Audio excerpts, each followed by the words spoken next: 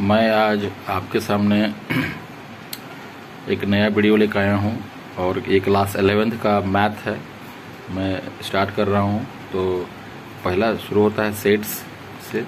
तो आइए मैं आपको बताता हूँ, सेट से शुरू करता हूँ। क्या है सेट समझिए पहले। सेट क्या है पहले समझिए। इसमें सेट को समझने के लिए आपको समझना पड़ेगा। देखिए, इसको इस प्रकार से हम उसको डिस्क्राइब कर सकते हैं कि सेट में हमको तीन चीज़ चाहिए। क्या क्या चाहिए? तीन चीज़ चाहिए। जैसे क्या चाहिए, देखिए इसको बढ़िया समझिए। मैं ग्राफ के माध्यम से आपको बताता हूँ। इसमें हमको ऑब्जेक्ट चाहिए। कैसा ऑब्जेक्ट चाहिए? जो वेल डिफाइंड हो। जो क्या हो? जो वेल डिफाइंड हो। तो सिर्फ ऑब्जेक्ट से कैसा ऑब्जेक्ट चाहिए? तो वेल डिफाइंड ऑब्जेक्ट चाहिए। और क्या होना चाहिए बच्चों? कलेक्शन होना चाहिए। कैसा होना चाहिए? कलेक्शन होना चाहिए। तो collection of well defined object is called set. तो सेट क्या हो गया? Collection of object. तो इसको हम डिफाइन कर सकते हैं। सेट का डिफिनेशन क्या हो सकता है कि कलेक्शन ऑफ कैसा होना चाहिए? Well defined object. Well defined objects को क्या बोलेंगे हम लोग? सेट बोलेंगे। इसका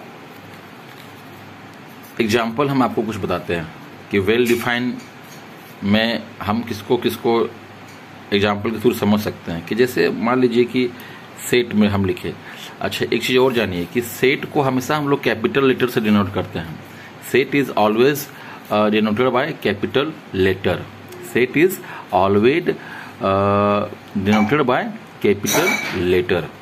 तो ये हम कोई सेट ले लिए, ठीक है। मैं फिर से बता दे रहा हूं कि सेट को हम लोग क्या करेंगे बच्चों? हमेशा लिखेंगे कैपिटल लेटर में, ठीक है। और क्या लिखेंगे? हमेशा ब्रेसेस के अंदर में लिखेंगे। हमेशा कहाँ लिखेंगे? ब्रेसेस के अंदर में। और कैसा लिखना है? तो कॉमास देके सेपरेट करके लिखेंगे। जैसे मैं लिख रहा हूं, देखिए ए, ई, आई, ओ, यू। ये क्या है? वोवेल साउंड है। ये क्या है बच्चों? वोवेल साउंड है। तो ये एक सेट का एग्जाम्पल है, ठीक है। ये क्या हो गया? इसको हम लोग क्या बोलेंगे? देखिए, वोवेल साउंड है मतलब क्या हुआ? एक ऑब्जेक्ट है, ये वेल डिफाइंड है, ठीक है। कलेक्शन है। किसका कलेक्शन है? ए, ई, आई, ओ, यू। एक कलेक्शन हो गया। वोवेल साउंड है, ऑब्जेक्ट है और वेल डिफाइंड है। इसको हम लोग डिफाइन कर सकते हैं। चलिए आइए हम लोग कुछ और बात करते हैं कि सेट्स में हम लोग हमेशा जो है सो सेट को डिनोटेड बाय कैपिटल लेटर। देखिए ए से डिनोट कर दिए हम लोग। और हम लोग ये जो लिखे हम लोग ए, ई, आई, ओ, यू, इसको क्या बोलते हैं? इसको हम लोग बोलते हैं एलिमेंट्स। एलिमेंट्स बोल सकते हैं। और क्या बोल सकते हैं? मेंबर। और क्या बोल सकते हैं? मेंबर, ठीक है। इसको हम लोग इतना याद रखेंगे।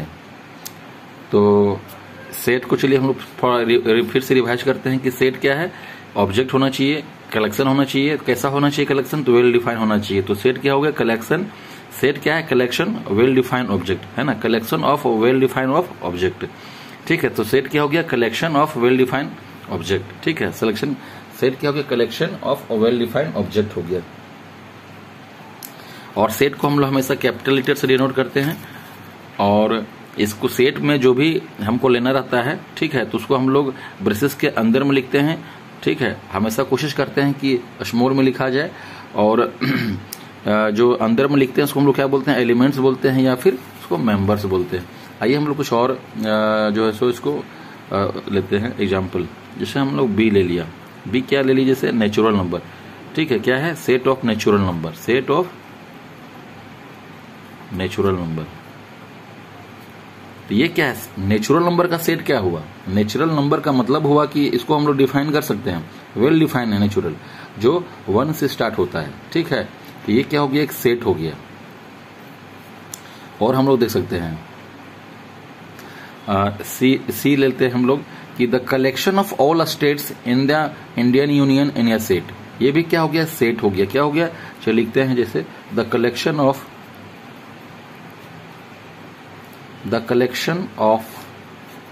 ऑल स्टेट, ठीक है, इन द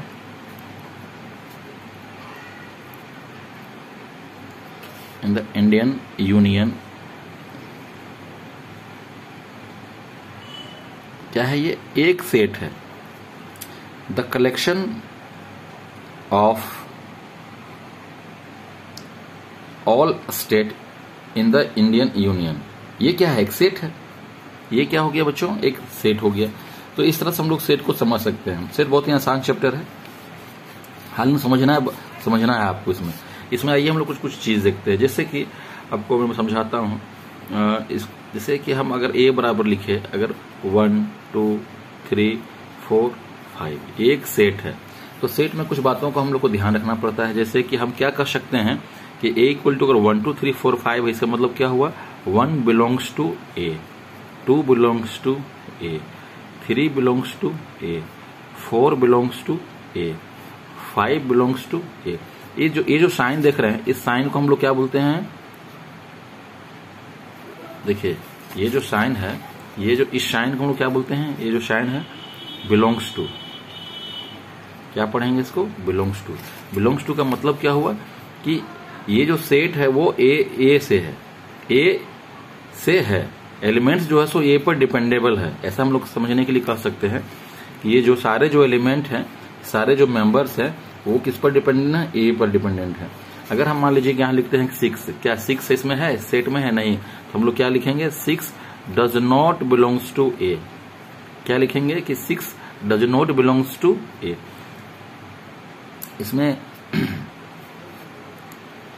इसको हम लोग फिर से एक बार रिवाइज करते हैं कि अगर लिखते हैं हम लोग ए इक्वल टू 1 2 3 4 5, इसका मतलब क्या हुआ कि 1 belongs to A, 2 belongs to A, 3 belongs to A, 4 belongs to A, 5 belongs to A. यहाँ 6 नहीं है, इसलिए 6 क्या होगा, does not belongs to A. तो वीडियो ज़्यादा लंबा ना हो, इसलिए नेक्स्ट वीडियो में फिर से आपके सामने न्यू टॉपिक लेके आऊँगा। अगर मेरा वीडियो अच्छा लगता है तो अपने दोस्तों को मेरा वीडियो शेयर करें, मेरे चैनल को सब्सक्राइब करें, ताकि मुझे प्रोत्साहन मिलता रहे, मुझे खुशी हो और हिम्मत भी मिले, और मैं आपको इंटरटेनमेंट भी करता रहूँ पढ़ाई के जरिए। धन्यवाद।